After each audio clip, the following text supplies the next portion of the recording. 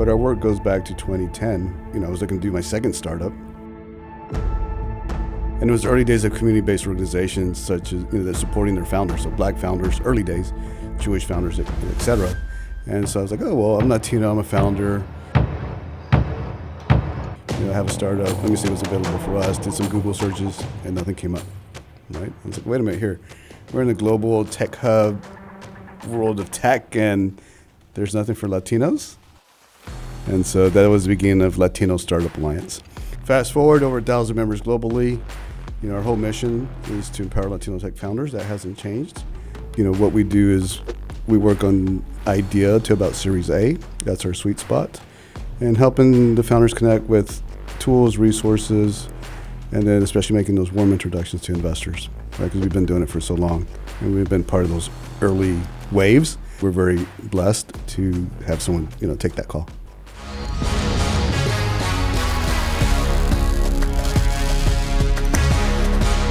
Welcome to Forging the Future, and I'm excited to have Jesse Martinez on the show. Jesse is doing phenomenal work in the Houston ecosystem as the founder of LSA Global and Latinx Startup Alliance, or LSA, right? But he has also founded, advises, and invests in startups as well. So Jesse, welcome to the show. Thank you, Chris. It's an honor to be here. I was delighted to get your message to come on and have a little conversation with you. Well, you were pretty busy last week. We'll get to that in a minute with the Tejano Tech Summit, right? So you missed out. I know. I was out of town. So I'm excited to learn a little more about your background because I've known you for a little while now. We've been bumping into each other for like over a year. And, I think it was like 2021 at Finn Hall when we first met. Yeah, I think it was. Cup of Joey. He's the connector. He is. Joey, the super connector. Yeah, he is. He should put that on his title, actually. So you actually got a degree in engineering. Kudos. Yeah, Texas A&M. Texas A&M right here in Texas. Aggies. But then you got into sales. I mean, how did that happen? Yeah, well, my story starts, I'm born and raised here in Houston.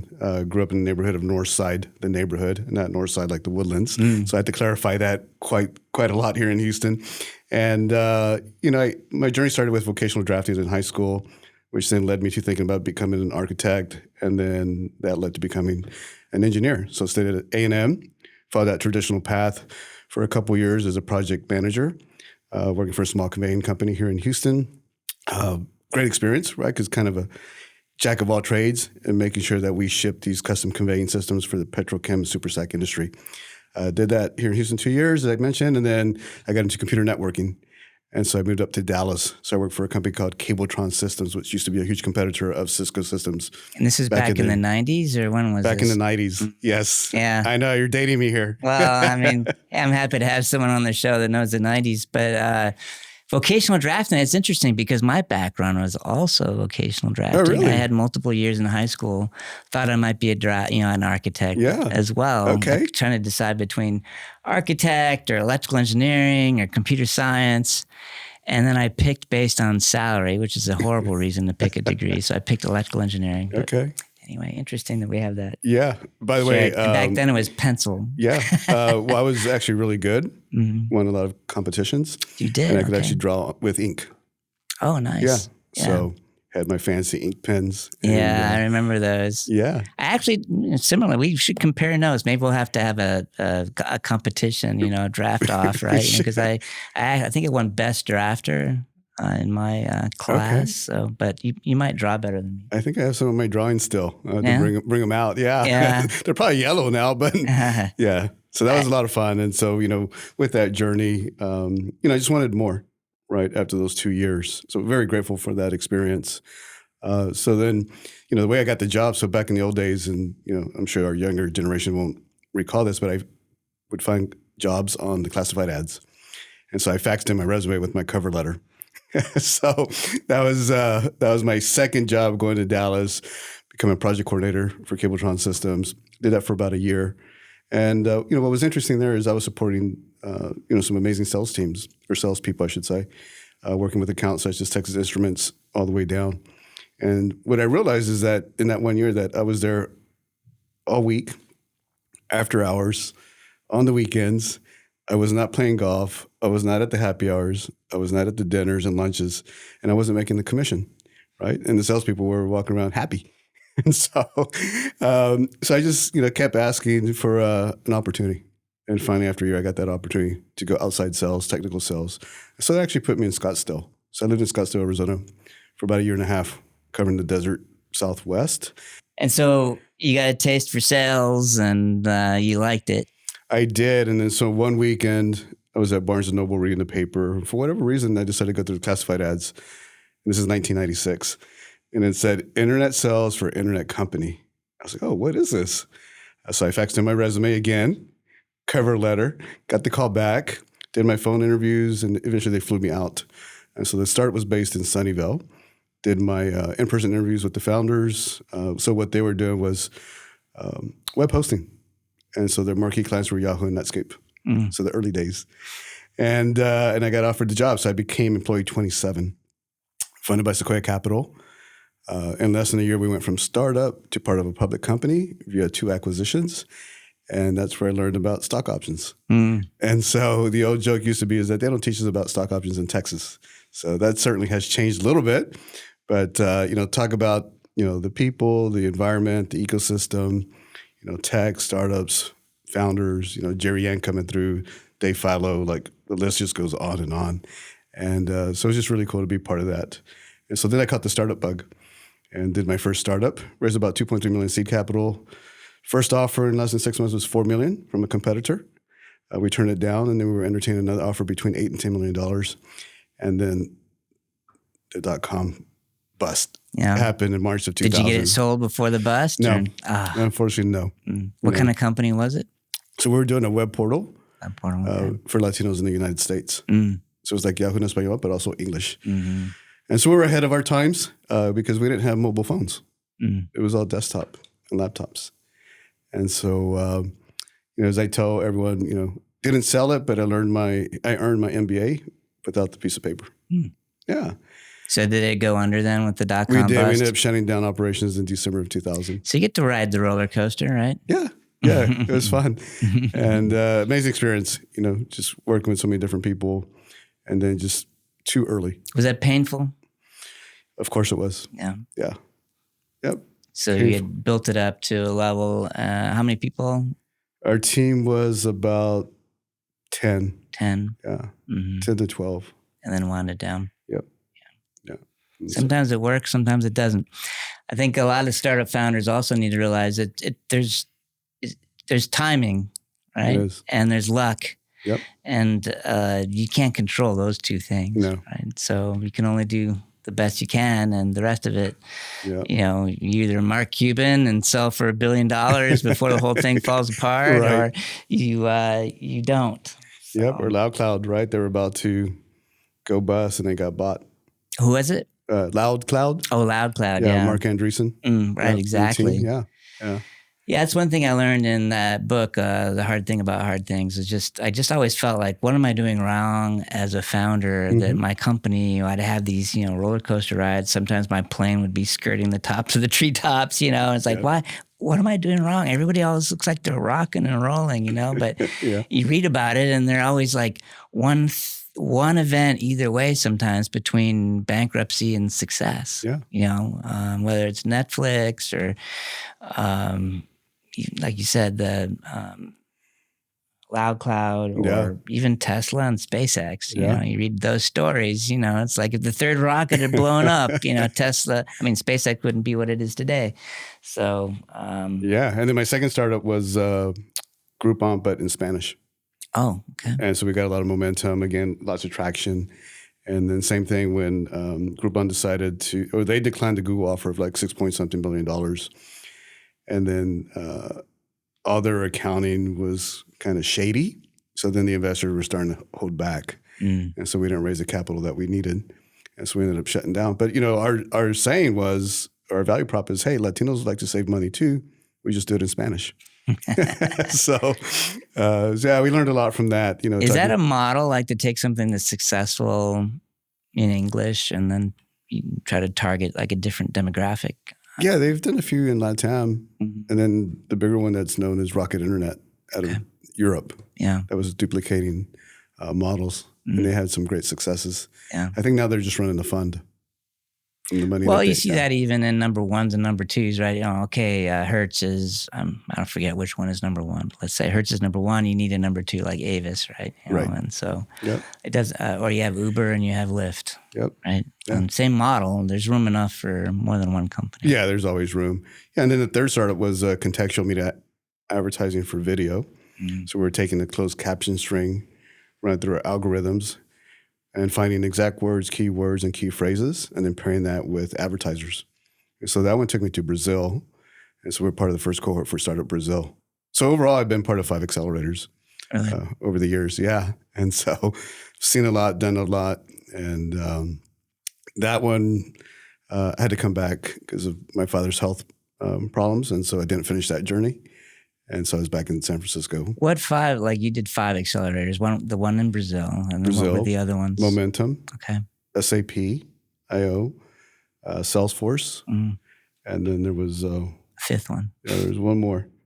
I have to think about it. Yeah, no, that's fine. I mean, put you on the spot there. Yeah, it's I'm a just good quiz. Curious. I think that some founders don't understand the value of an accelerator. Mm-hmm. What did you get out of those accelerators? Yeah. Well, one, it was always the network, right? The relationships that you build with the founders, and then the introductions that you gain, right? That would be warm introductions. The 5th one was hackers and founders, if I didn't say that one. Okay. Yeah, that was right.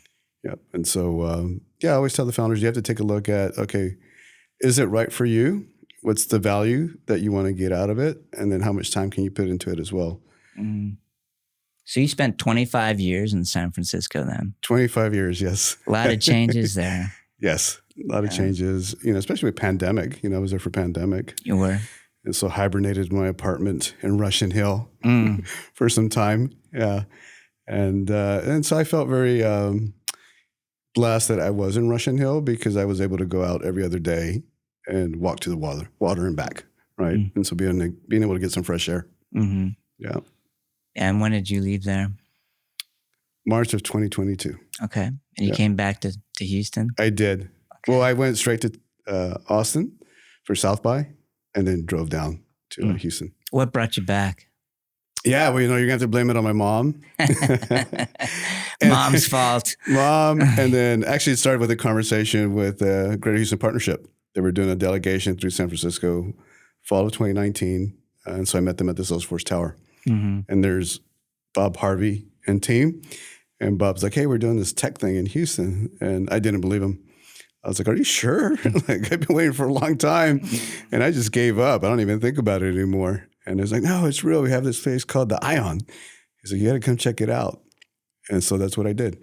I came in June or July of 21 to meet Jan and the Ion team and got a tour. And, everyone was like, oh, you should be here. Had a few, several meetings around that. And we decided to make Houston our new headquarters for LSA Global and Latinx Startup Alliance. So we're an anchor tenant. So we're actually downstairs. Oh. And then the funny story around it is that it was one of 3 stairs we used to go shopping at as little kids with my parents. So I used to buy popcorn on that lower level. Oh, really? Well, full circle moment, my office is on that lower level. And so leaving a company and starting your own startup. I mean, what was behind your decision to do that? Yeah, I think I always wanted to do more and learn more. So that curiosity, which is still holds true today, and being able to take an idea and build that idea, right, from nothing to something, right? A small brand, medium-sized brand, recognition, customers, clients, partnerships, et cetera. And so that drive, right? And then how do you make it sustainable, right? That's the biggest question today is how do you make launching a company, from my perspective, right, after you've done it 4 times, that's easy. How do you make it sustainable, right? That's the real test. That's the real question. How do you make it sustainable?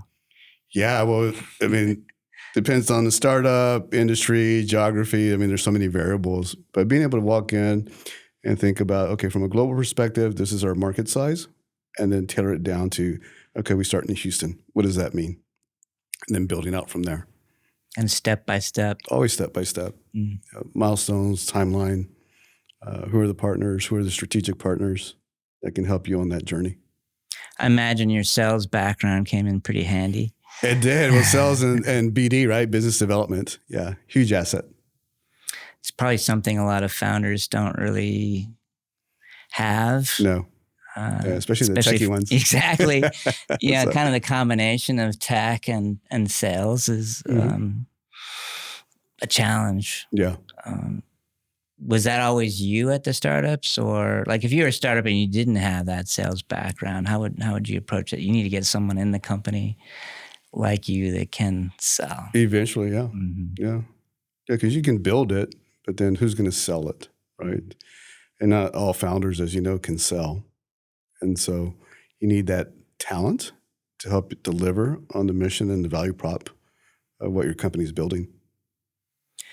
What about your technical background? Is that something that you really used in your startups? I've yourself, always used, or? yeah, I can get by, but I'm not going to sit behind a computer and code, right? That's where I stop. Did you recruit like CTO or a technical guy? Well, I was very fortunate because I had my brother. Okay. And my brother was always the CTO. Oh, so nice. Stanford undergrad, double E, coding since a little kid. And so for him, it was one of those like, you wanted to do what? And he just does this like that. Oh yeah. Okay. He's that guy. Nice. Yeah. Yeah. It's one thing that there's a stat that I've talked about before, 9 out of 10 startups used to have a technical co-founder, and now 9 out of 10 don't, because they've grown up with the technology. They understand mobile apps and they understand, the internet, and they don't necessarily know how to code it.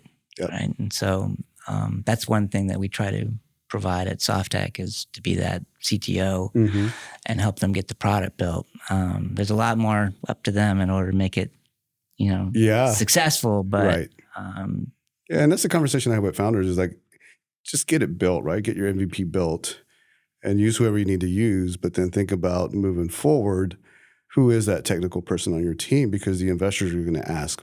Doesn't say that you won't get funded, but it's going to be very challenging if you don't have a tech person on your team, right? Full time. Well, tell me a little bit more about LSA Global, because it's an organization, not a startup, right? Or is it both? We run it like a startup. Okay. We're a little biased, right? So LSA Global, that's a new nonprofit that we started here in Houston. But our work goes back to 2010 when, I was looking to do my second startup. And it was the early days of community-based organizations such as, that supporting their founders. So Black founders, early days, Jewish founders, et cetera. And so I was like, oh, well, I'm Latino, I'm a founder. I have a startup. Let me see what's available for us. Did some Google searches and nothing came up, right? I was like, wait a minute here. We're in a global tech hub, world of tech, and there's nothing for Latinos. And so that was the beginning of Latino Startup Alliance. So we started with 6 people in the Mission District of San Francisco in 2011. Fast forward, over 1,000 members globally. Our whole mission is to empower Latino tech founders. That hasn't changed. What we do is we work on idea to about Series A. That's our sweet spot. And helping the founders connect with tools, resources, and then especially making those warm introductions to investors, right? Because we've been doing it for so long, and we've been part of those early waves that, when we do make an intro, we're very blessed to have someone, take that call. So it started over there in San Francisco. It did. Okay. It did. I had the impression that it started here. But then you probably, when you came here, did you have the same kind of epiphany? Like, well, there's really nothing here in Texas that supports the Latino community? Or we knew that there wasn't anything here. Really? Yeah. And so that's why you just said, okay, me, right? Let me move to Houston, make that our headquarters, and do our work out of Houston. Doesn't mean that we don't support founders across the U.S. This is just our HQ. And oh, by the way, we have a place, right, the Ion, to bring people together and, meet, connect, and build new friendships. And so, how do we make it a thriving ecosystem? And it's the early days, as you may know. Well, it's interesting that it's early days, right? Because you would assume this would have been solved a long time ago, right? Yeah. So when you look and see that it doesn't exist, it's just an aha moment, right? First of all, disappointing. And then I was like, what's been going on? Yeah, right. Why isn't something here? But then also an opportunity to build it, right? Let's fix that problem, right? But I guess in general, there wasn't a lot in Texas. Really, for anybody, right? Latino or otherwise, but so we have a lot of work, and hey, the the awareness piece, right? So awareness, access, acceleration, those are our 3 pillars. So the awareness piece is the majority of our work. What is tech? What does it mean to work in tech? What does it mean to be a founder? What does it take to be a founder? And so, being able to answer those questions and, guide people on the beginning of their journey. Well, I see it all over my feed now. Whatever you're doing is really, I think, sparking the community. Yeah. It's exciting to see. And I'm a little bummed I missed the Tejano Summit this year, but I know. We're going to put it in your calendar after this. Yeah. So there's, at least I guess that's a positive sign. There's so many events happening around Texas now that we're starting to overlap some, and it's actually hard to get to all of them. Yeah. And we were there the previous year, but next year we'll be there. Yes. Yeah. I mean, this year, we went from 2 days to about 4.5 days. We added a luncheon, Latino founder and investor luncheon. How was the attendance? I mean, pretty well attended. Good. Yeah, It's great. Are you happy with how it turned out? Very happy. Yeah, okay. Very happy. And so with that, we had a golf fundraiser at East River 9. We did a Rockets game, one evening with sports tech, under sports tech. And so we're creating these new traditions, right? And then with our dinner, our founder, Latino founder investor dinner, that was at Limbar. And so that was 70 plus people. And so very well attended. And then, what's been great is just seeing the turnaround of sponsors, right? Corporate sponsors. So JP Morgan, Microsoft, UBS, HEB, Dell for startups. I mean, we're starting to see the list grow. And so our next hurdle is all the oil and gas companies and energy. So that's my homework. So it sounds like there's a number of startups that are starting to take advantage of the networking and the different events. And there is. We're creating groups around founders, Houston-based founders. Mm-hmm. What about on the VC side? Because you're actually a part of several funds, right? Resolve Ventures and Vamos. Yeah, so I'm a venture partner of Vamos Ventures. That's Fund 1 based out of Los Angeles. Okay. It's $50 million focused on diverse, but specifically working with Latino founders, tech founders. How long have you been doing that? Almost 2 years, I believe. Okay. Yeah, quite some time. So it's great to see because Marcos Gonzalez, who's the founder of Vamos Ventures, I knew him when it was just an idea. And we were talking about it in downtown LA. And he's like, hey, I have this idea. What do you think? And so it was great to see that journey. It took him like 3 years. Do you do a lot of things down in LA? I mean, we've started to work more with like UCI and UCLA and some of the startup hubs. I mean, down in LA. We always covered the major markets, right? So from Bay to LA, Miami, Chicago, and New York, and a little bit in Atlanta. Have they invested in Texas-based startups yet, or is it mostly over in West Coast? Mostly West Coast and East Coast, yeah. Okay. Yeah. Someday Houston, right? A former Houston founder, which was at our Tejano Tech Summit last year. Oh, okay. Eric from Zocalo Health. Right. He's up in Seattle. Is there a particular domain that you're, other than the Latino focus? Health tech. Health tech. Yeah. Health, sustainability. What about Resolve Ventures? What's that about? Yeah, so Resolve Ventures, I'm a founding partner there. And our focus there is twofold, or our mission is twofold. One, how do we create more diverse LPs and introduce them to investing, tech investing? Mm-hmm. And then two, how do we curate deal flow where the founders understand the need for diverse LPs and allow us to come in and be added to the cap table? Mm-hmm. So we just spin up an SPV, and then what we do is we lower the minimum buy-in to participate in that round. How low? I mean, 500 to 1,000. Oh, really? Yeah. Wow. You can go that low now. You can. Mm-hmm. Interesting. You don't have to be accredited? You're still accredited. Yeah, okay. But you're just starting to dabble. I see. Right. And so for those that are... starting to learn. And Yep, exactly. Yep. And so, for me, the first investment, it was right before their Series A. And then once they did their Series A, we had to go back for pro rata. And so it warmed my heart when they're like, what's pro rata? Mm-hmm. Right? It's like he had to explain it to them. Like, oh, okay. Education. Yep. Yeah. So, and the goal there is to ultimately raise a fund to supplement whatever our diverse community of LPs invest. Because some of the carve-outs, for example, or one specifically was Series E, $300 million. And they're like, hey, can you take 30? I'm like, we can barely do 3.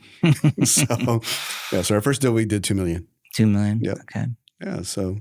How many LPs do you need to collect at $500 a check? Well, Do no, 2 million? that's like the lowest I see. you Okay. can go. Yeah. Okay, but you Yeah, we have get big you get checks. bigger checks than Yeah. that. Okay, all right. Yeah. So No, I think that's great because a lot of people feel like they just not access to that. Right.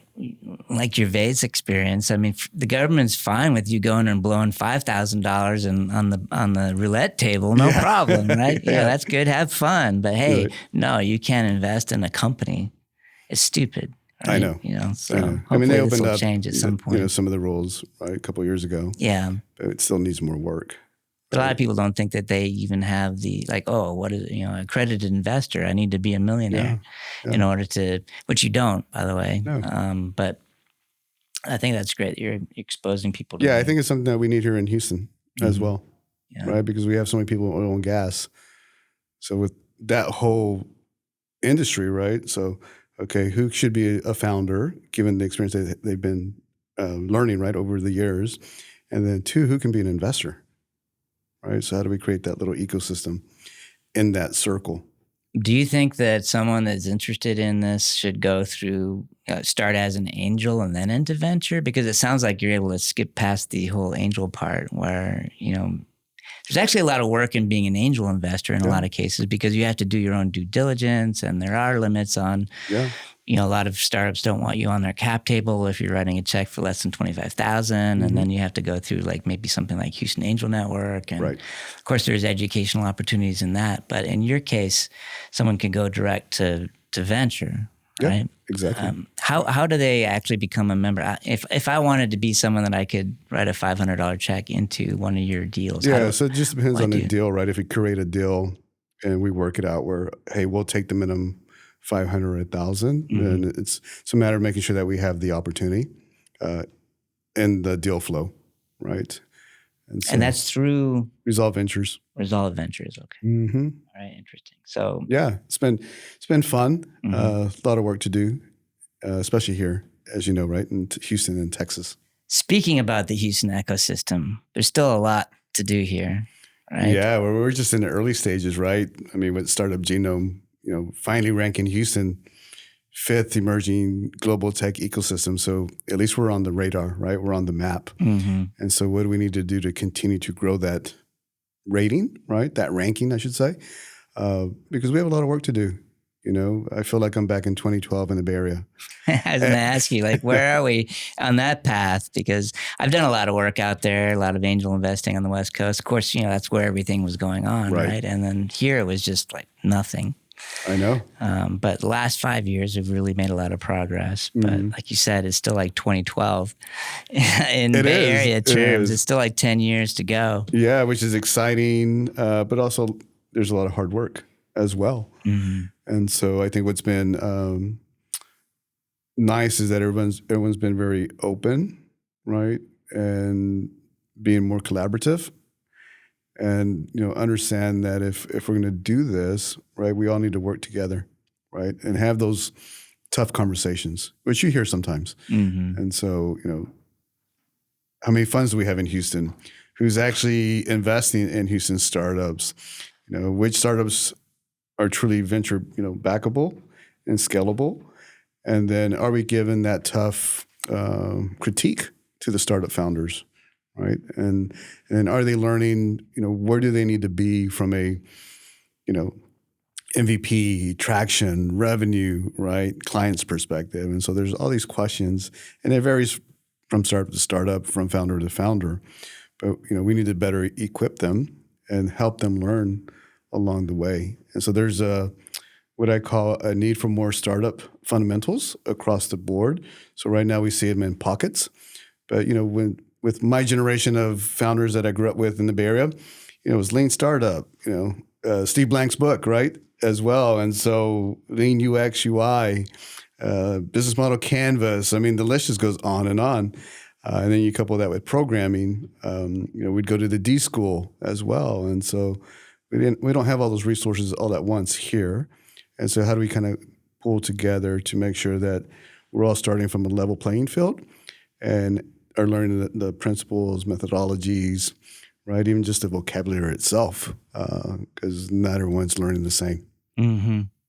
Well, I mean, that's where having places like the Ion to kind of coalesce and gain from experience of other people like yourself that's been doing this for 25 years and looking at the playbook of West Coast, but also trying to be our own thing, right? We don't have to duplicate Silicon Valley, but we have to at least take some of the learnings from that. Collaboration, I think, is a big key. It is. I think you're right as far as like the feedback. I've been on some panels and there's some thin skin. It seems like when people want, like, do you want the feedback or not? Right. You know, and don't take it personally, but you want to know about these things, right? Yeah. And yeah, not all startups are fundable from VC. They're not. There's only like 1% to 2% really. Yeah. Really are for something a VC would invest in, and so there's a lot of great businesses that should just grow through cash flow or angels or friends and family rounds.